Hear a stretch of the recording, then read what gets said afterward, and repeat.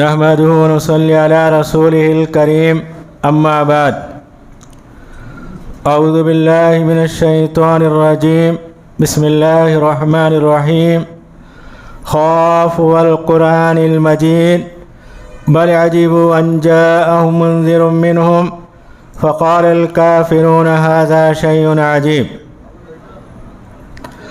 آج کی تلاوت میں 26واں پارہ حامیم کا پاؤ پارہ اور 27واں پارہ قال فما خطبکم اس کا پونا پارہ مکمل ایک پارے کی تلاوت ہوئی،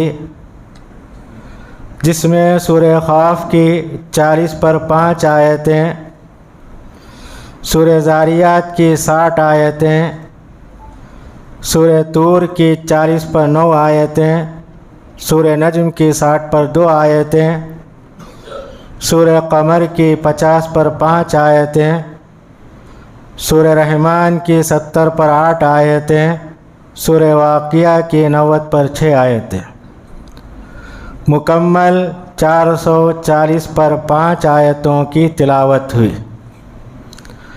اللہ رب العزت سے دعا ہے کہ آج کی تلاوت کو اور اس کے سننے کو قبول فرمائے اور ہمارے گناہوں کو معاف فرمائے۔ سورہ قاف کے اندر یہ بتایا گیا نبی کریم صلی اللہ علیہ وسلم مکے والوں کے سامنے قرآن کا اعلان کیا، یہ بتایا کہ قرآن مجید اللہ کی کتاب ہے۔ وہ لوگ کیا ہیں؟ اس کا انکار کیے، اس کا مذاق اڑایا، اور ان کو اس بات پر تعجب تھا کہ انسان کیسے پیغمبر بن سکتا ہے۔ ان لوگوں نے کہا ھذا شیء عجیب، یہ تو کیا ہے، عجیب بات ہے۔ اس کے بعد یہ بتایا گیا کہ اللہ تعالیٰ انسانوں کے دلوں میں جو کچھ باتیں بنتی ہے اسے جانتا ہے۔ اس کے بعد اللہ تعالیٰ کہتے ہیں زبان سے جو بھی بات نکلتی ہے اس کا ریکارڈ ہوتا ہے۔ پہلی آیت میں یہ بات بتائی گئی دلوں کے خیالات، جذبات جو کچھ بنتے ہیں اسے جانتا ہے۔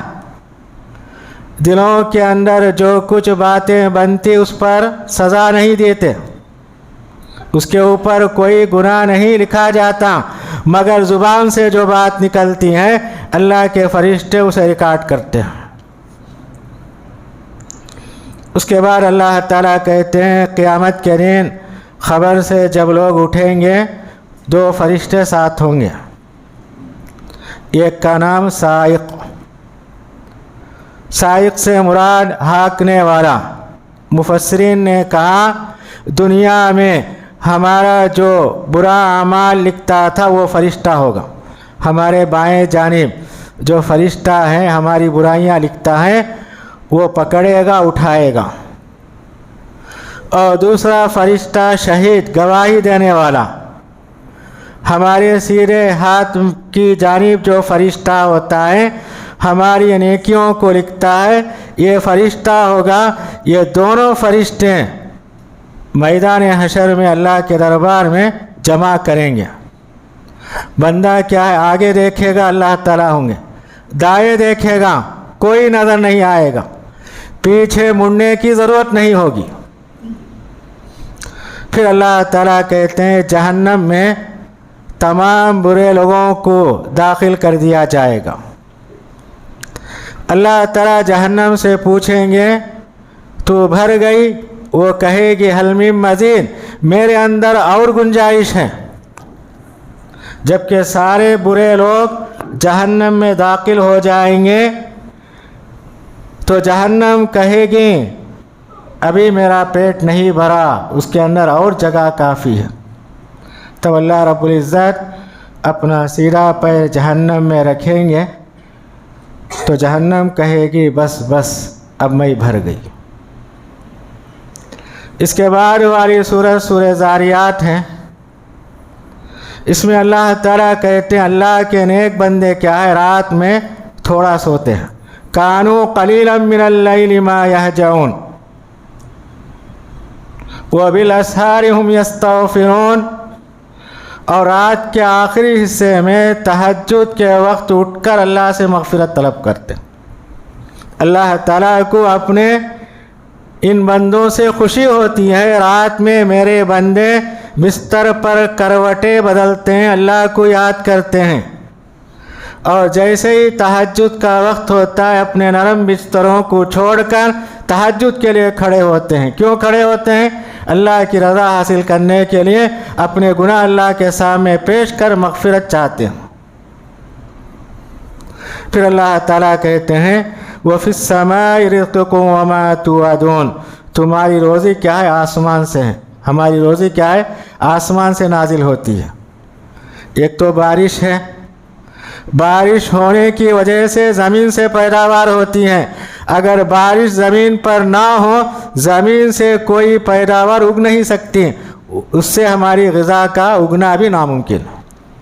وَمَا تُوعَدُونَ. اور ہمارے لیے جنت اور جہنم کے فیصلے آسمان پر ہوتے ہیں. کون جنت میں جائے گا, کون جہنم میں جائے گا, اللہ تعالیٰ ہمارے فیصلے کرتے ہیں. اس کے بعد اللہ تعالیٰ نے ابراہیم علیہ السلام کا واقعہ بیان کیا.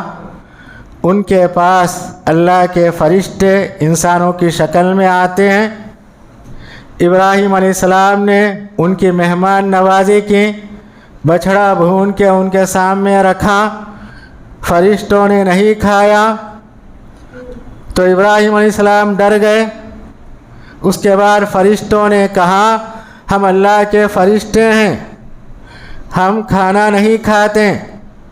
اللہ تعالیٰ نے آپ کو ایک لڑکے کی بشارت سنانے کا حکم دیا, اسحاق علیہ السلام کا, اور یہاں سے ہم لوط علیہ السلام کی قوم پر عذاب دینے کے لیے جاتے ہیں.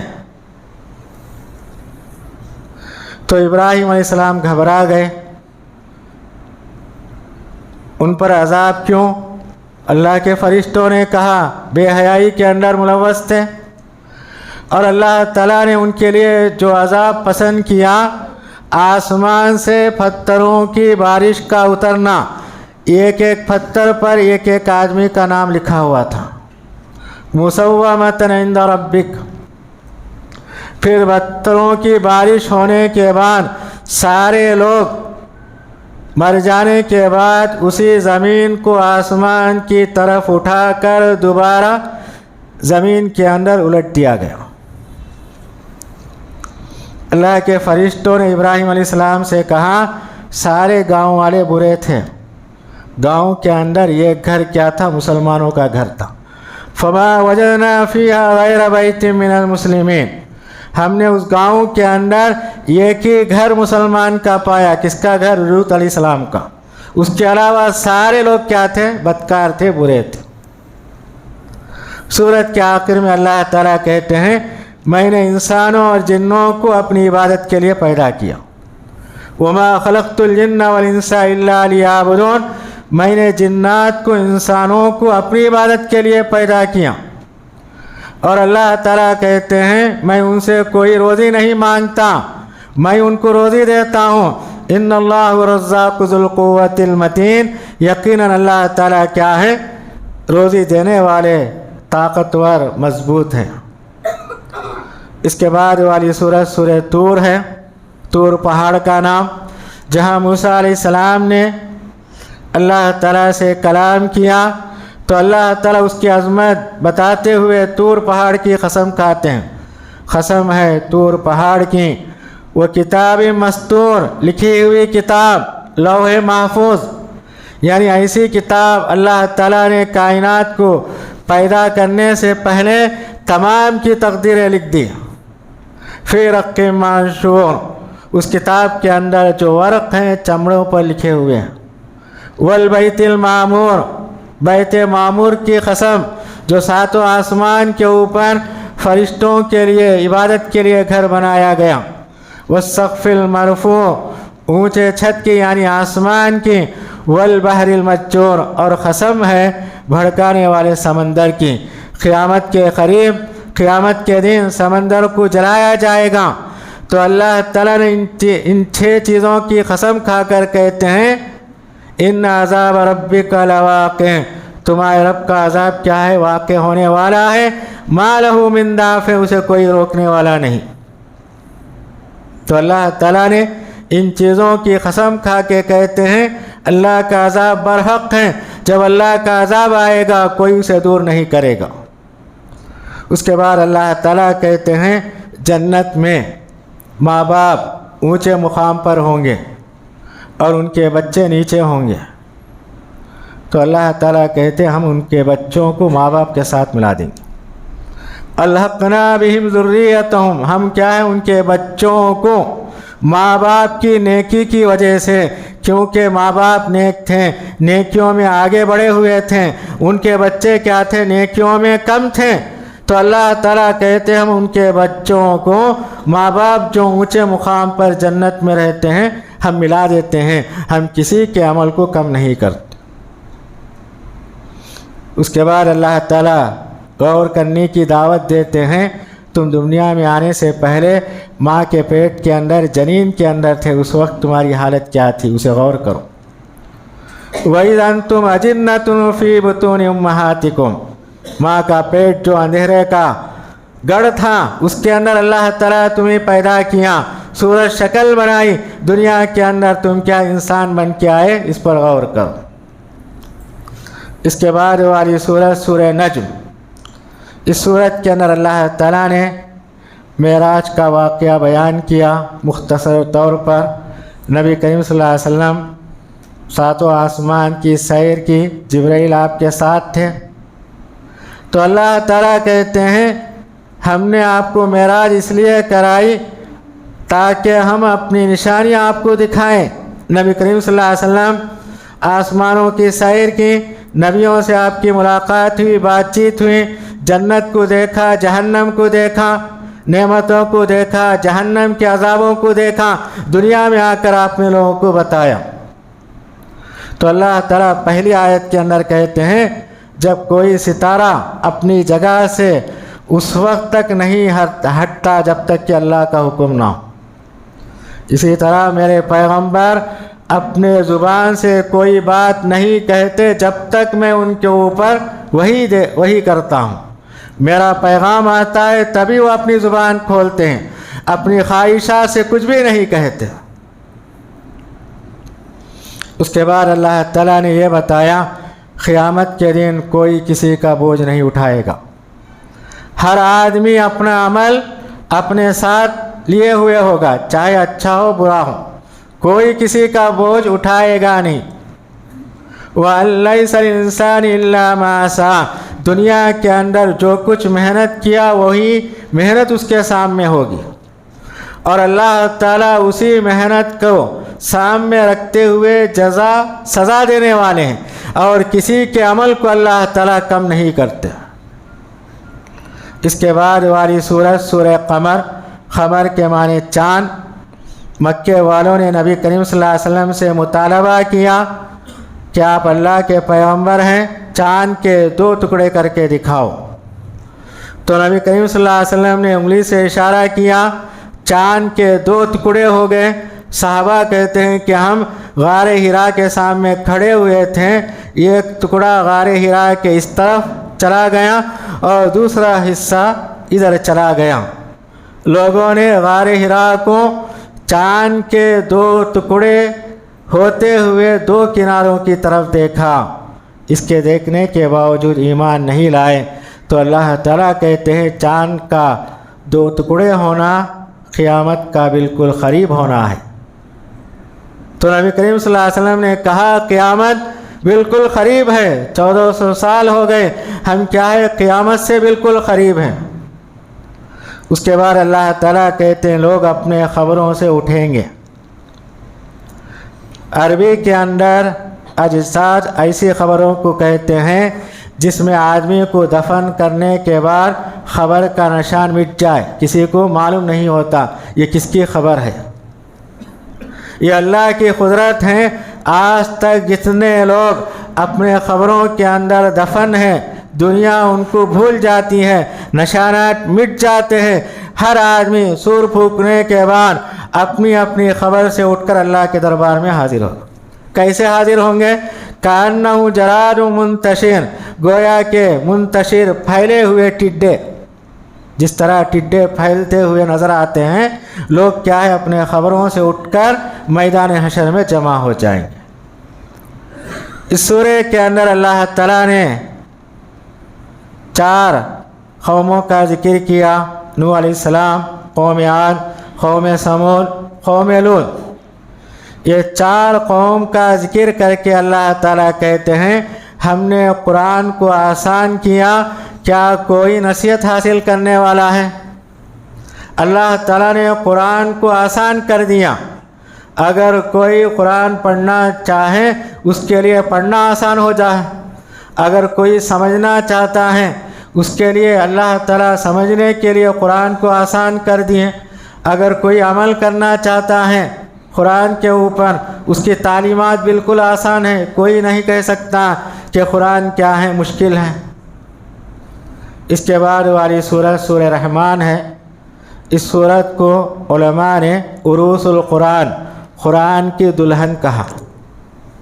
اس سورہ کے اندر 70 پر 8 آیتیں ہیں،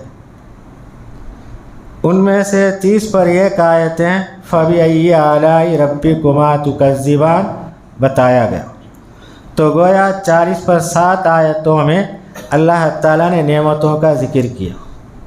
ہر نعمت کو ذکر کرنے کے بعد اللہ تعالیٰ انسانوں اور جنات سے خطاب کرتے ہیں فَبِأَيِّ آلَاءِ رَبِّكُمَا تُكَذِّبَانِ، تم دونوں اپنے رب کی کن کن نعمتوں کو جھٹلاتے ہو؟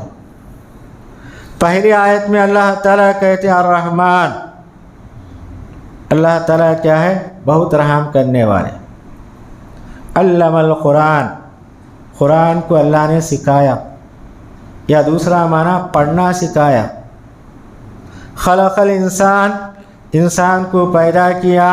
علمہ البیان، بولنے کا لہجہ اللہ تعالی ہم کو سکھائے۔ انسانوں اور جانور میں یہی فرق ہے، جانور کو زبان ہے، بولنا نہیں آتا، پڑھنا نہیں آتا، مگر اللہ تعالی انسان کو پڑھنے والا بنایا، اپنے لہجے میں اپنے معافی ضمیر کو ادا کرنے کا طریقہ دیا۔ تو اللہ تعالیٰ کہتے ہیں میں تم پر مہربان ہوا، اگر میں تم کو جانور جیسا بنا دیتا، تمہاری زبان ہونے کے باوجود بات بھی نہیں کر سکتے اور اپنے معافی ضمیر کو بھی نہیں ادا کر سکتے۔ پھر اللہ تعالیٰ کہتے ہیں سورج چاند حساب سے اپنی اپنی جگہ کام کرتے ہیں۔ درخت، دنیا کی ہر مخلوق کیا ہے؟ اللہ کے سامنے سجدہ کرتی ہیں۔ پھر اللہ تعالیٰ نے انسانوں اور جنات کی پیدائش کا ذکر کیا، سمندر کا ذکر کیا، سمندر میں ہیرے جواہرات موتی وغیرہ نکلتے ہیں۔ 2 سمندروں کے درمیان اللہ تعالیٰ نے پردے کو قائم کیا، یہ اللہ کی نشانی ہے۔ اور آخری رکوع میں اللہ تعالیٰ نے جنت کی ساری نعمتوں کا ذکر کیا۔ اس کے بعد والی سورت سورہ واقعہ، واقعہ قیامت کا نام ہے۔ جب قیامت قائم ہوگی 3 قسم کے لوگ ہوں گے، ایک مقربین یا سابق، سب سے آگے رہنے والے نیکیوں میں، دوسرے لوگ سیدھے ہاتھ والے، اور تیسرے لوگ بائیں ہاتھ والے۔ تو اللہ تعالیٰ نے اس صورت کے اندر ان تینوں کو قیامت کے دن کیا کیا ملنے والا ہے تفصیل سے بیان کیا۔ جو ہمیشہ آگے بڑھتے ہیں، اللہ کے مقرب ہوتے ہیں، قریب رہنے والے، اللہ تعالیٰ جنت میں ان کے لیے کیا کیا نعمتیں تیار کر رکھی ہیں، سیدھے جانب والوں کے لیے کیا نعمتیں، بائیں جانب والوں کے لیے کیا نعمتیں۔ اس کے علاوہ اللہ تعالیٰ نے 4 چیزوں کا ہم سے سوال کرتے ہیں۔ پہلا سوال، مرد آدمی کے پیٹ میں پیشاب کے راستے سے منی کا جو خطرہ آتا ہے جس سے بچہ پیدا ہوتا ہے، اللہ تعالیٰ سوال کرتے ہیں تمہارے پیٹ کے اندر اس خطرے کو بنانے والا کون، ہم ہیں یا تم ہیں؟ دوسرا سوال، زمین سے کھیتی اگتی ہے، اگر ہم چاہیں उसे चूर चूर कर दें। क्या तुम्हारे अंदर दोबारा पैदा करने की ताकत है? तीसरा सवाल, आसमान से हम बारिश का पानी उतारते हैं, मीठा होता है पानी, अगर हम उसे कड़वा बना दें, क्या तुम उसे मीठा बना सकते हो? और चौथा सवाल, अरब के रेगिस्तानों में एक दरख्त होता, उसके पेड़ से या उसकी डाली को लगड़ने से आग पैदा होती। अल्लाह ताला सवाल करते हैं, हरे दरख्त से आग का निकालना मैं निकालता हूँ या तुम निकालते हो? ये 4 सवालात अल्लाह ताला करने के बाद यही कहते हैं, इन सवालों का जवाब अल्लाह के सिवा कोई और नहीं ला सकता। आखिरी रुकू के अंदर अल्लाह ताला कहते हैं, जब आदमी मरने के करीब पहुंच जाता है, उसकी रूह हलक तक पहुंच जाती है, सारे घर वाले देखते रहते हैं, कोई रूह को वापस नहीं ला सकता। और अल्लाह ताला कहते हैं, हम वहाँ बिल्कुल करीब होते हैं, हमारे फरिश्ते क्या है रूह निकालने के लिए पहुँच जाते हैं, मगर तुम में से किसी की ये ताकत नहीं उसकी रूह को वापस लाए। तो अल्लाह ताला कहते हैं, मौत का इतना भयानक वक्त है, उससे इबरत हासिल करो, आखिरत के लिए तैयारी करो। तो अगर आज की तिलावत के अंदर ये चंद अहम मज़ामीन हमारे सामने आए, अल्लाह रब्बुल इज़्ज़त से दुआ है कि हमको कुरान पढ़ने, उसके तालीमात पर अमल करने की तौफ़ीक़ इनायत फ़रमाएँ। वस्सलामु अलैकुम व रहमतुल्लाहि व बरकातहू।